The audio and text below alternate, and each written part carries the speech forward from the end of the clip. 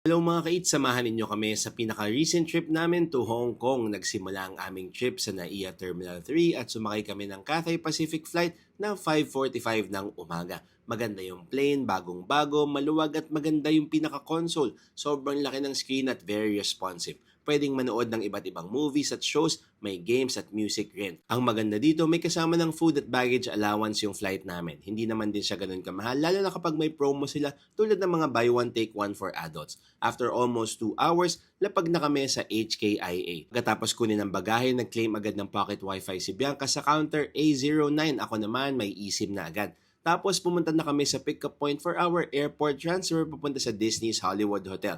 Maganda at spacious yung van, kasya yung dalawang luggage at yung stroller namin. Lahat ng yan booked via Klook at pwedeng gamitin yung code namin na Eats Klook for some savings and convenience. After ilang minutes lang, nasa hotel na kami kagad.